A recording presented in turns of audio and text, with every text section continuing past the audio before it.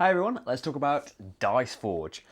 So the good things about it, which there are many really, the presentation for a start. I'm sure that a lot of the videos will mention the crazy lavish presentation, and hopefully I can show it to you without destroying the organisation of it. It comes with, a beautiful insert, everything's got a perfect place for it, and I mean everything has got a place for it, even the different types of cards, the beginner cards and everything. The tile organisation, I was really impressed with that. I don't think this will spill out as shown you. I think I showed you this in the playthrough as well. The sanctuary's got a place for every upgradable bit. Basically, every one of these tiles, they're either going to start off on your starting dice, or there is a place for them in here perfectly. And it comes with a little slip-on thing there and a ribbon that keeps everything in place as well. Artwork beautiful, the components all very, very lovely. The dice themselves, I've noticed that if that they've been very, very stiff to get out. You're supposed to just use the pieces are quite nicely designed to just be able to slide a new piece in, pop an old piece out, and get them out there. Sometimes they're really, really stiff, so we've had a lot of occasions where these are just pinging all across the room as we try to wiggle them out. But you could use a screwdriver or something if you're finding it a bit hard. You have to kind of wiggle them across the sides. But that's just a little thing, probably because they're new. If you had played a few games with them, they'd probably loosen up.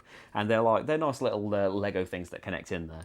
And, they work very well. The concept of building these dice, it's the first, I know it's not the first dice building game, but it is the first one that I've played. And, the idea is very nice. Instead of a deck builder, you're customizing these dice and putting all of these interesting faces on. The game's got it's got some variability in that. I think the first cards, the cards that only cost 1, they will always be there, and the cards that cost 5 will always be there. So the one that gives you the ×3 face, and this face lets you copy another person's dice that they've got on display. They are always the same as well. But other than that, there is an alternative for every other card in the game. So there's some variability in there as well. So one downside of a lot of the cards, and maybe, I'm not sure about the game in general, but definitely a lot of the cards lose a lot in a 2-player game. Like there was that card that did end up taking out of desperation towards the end. That is make everybody roll their dice, and you choose 2 of them and copy them. That's fantastic in a 4-player game. Brilliant. You're going to have so many options, especially towards the end of the game. There's going to be loads to choose from. Surely you're going to be able to pick 2 dice that work really nicely together and get something brilliant out of that. In a 2-player game, it is make the other person roll their dice and cross your fingers that they roll something brilliant, because otherwise that card was not very good at all. I was surprised, really. If you had described the blocking and things to me and said, you can get knocked out, you can get kicked out. It's the space isn't blocked off. You can go anywhere, but you will kick somebody out, and then they will get to roll both of their dice. If you'd just told me that before I'd ever played the game, I would have said, well, fine, what's wrong with that? But as I played the game, it really, really got on my nerves, because at the start of the game, who cares? You're probably 99% of the time, no matter how many dice faces you have changed, you seem to roll double, gold ones at the start of the game anyway. So at the start of the game, who cares? They're probably going to roll 2 golden, so what? But towards the end of the game, when you have to kick people out, there is a good chance of them getting something amazing because of the dice faces that they've bought and the various powers that they've got going on. Like this is an extreme example. I know this, and I know that it's a dice game and there's going to be randomness and all of those things. I know already, but there was an extreme example in our very, very first game. Someone got kicked out. One particular player was getting kicked out about 5 times, I think, maybe a little bit more than that over the course of the game. And I'm sure on at least 3 of those times, he had managed to get the 12th point that didn't even come into the playthrough, actually. There is a 12-point tile that gives you 4 points when you roll that face. And then this card that gives you ×3. Now this, the odds of getting this, 1 in 6 on one dice, 1 in 6 on the other dice. Out of those 5 times that he got kicked out, at least 3 of those times, he rolled these 2 faces and got 12 points a time.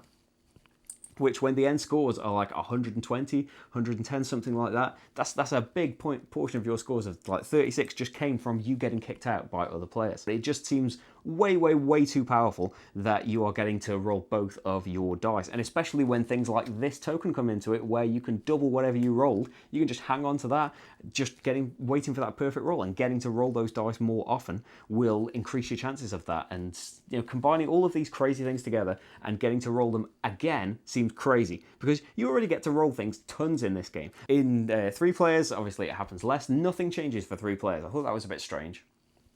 That there's 1 fewer card, but all of the dice faces are still available, and you start off with a slightly different amount of gold. And for 2 players, you remove half of the dice faces in the sanctuary, and randomly remove ones that have got different things in there. Blocking will sometimes happen in there, and it's not as big of a deal, but it still can just be this huge swingy thing because somebody got an extra dice roll. But yeah, the number of spaces doesn't change. I would have thought maybe, I'm not sure how you could, this would completely throw the balance, so it's just a completely off the top of my head idea, but if the other side of the board was a thing and it had, these spaces, it blocked off one side of the board or something like that, one colour, or it would just block off what would be 2 separate spaces in a 4-player game, would be 1 space in a 2-player game, just to encourage that, because otherwise it just doesn't matter. And maybe that's how it's supposed to be. It's just supposed to be silly, and I know all of these things, and then it's very light, and you're not supposed to be thinking of it like that, but it's just the way I felt when I was playing it, that, well, it's gone from being really, really claustrophobic to ridiculously open now, and nothing's changed. And is it just supposed to feel really, really free and easy at 2 players? Now, as I said, there's different versions of the cards, which is nice. You can change those up a bit. There's not very many. There's not 2 types of these. There are 2 types of quite a few of the cards, but for us, there were a few types that are mean and stealing things, and we'd never ever use those. And I found that, I think it's the alternates for the 4-cost and 6-cost cards. The basic ones that are the starter ones are just points and nothing else. And, fair enough, you can go for, getting big points and just really, really try with the cards, but I find that really, really boring. If they're in the game. Ever since we tried, trying all alternate cards, I would never ever go back to the ones that just give you points. I'm not sure what the points difference is, but everything from, instead of getting this token, I didn't use this one in the playthrough. This is, you get a token and you can change it at any time for 2 red, 2 blue, or 6 gold, and the thing's worth 8 points. The alternative to that in the basic game is just a card that's just points and nothing else. And for the top as well, it's a huge number of points. I think it's 26 points, something like that, for 5 red and 5 blue. But I find the alternate one, where it's 16 points, but then get a point for every dice face that you forge, because that's kind of the point of the game, forging these dice. So encouraging that and getting more points from it is infinitely more interesting to me. So I would, that's not this isn't a negative point. I'd say that the alternative faces are far more interesting for any of the cards that only provide you points. But yeah, so that inherently, though, reduces the variability, because I would never play with the ones that wouldn't have the powers on. It's just way, way more interesting, to me anyway, to have those things on there. The length of the game was something I wanted to quickly mention. It says 45 minutes on the box. I'd say maybe for 4 players, maybe a little bit quicker than that. For 3 players, it was about half an hour. For 2 players, it was 20 minutes at the most. It was ridiculously quick, which I'm sure is going to be another huge plus point for a lot of people, that it's a very quick game. But for us, it kind of felt like we were still kind of meandering. You are doing things as the game goes. You are always doing something, but it just feels like the game is racing by. These rounds are racing by, and everybody at the table is just thinking, well, I haven't done anything yet. And, in those last couple of rounds, you will do a couple of big things, maybe, hopefully, if you manage to roll things. But yeah, it just feels like we're still on the build. We're still on the ramp up to something happening. Not even at the point where now we can get to do something. We're still on that kind of ramp up mode, and then it just stops and cuts off. All of these things kind of get washed away by saying, it's just a light game. It's just supposed to be a silly, fun time where you just make up these dice, cross your fingers, and hope for the best. And that's completely fine if that's what you're looking for.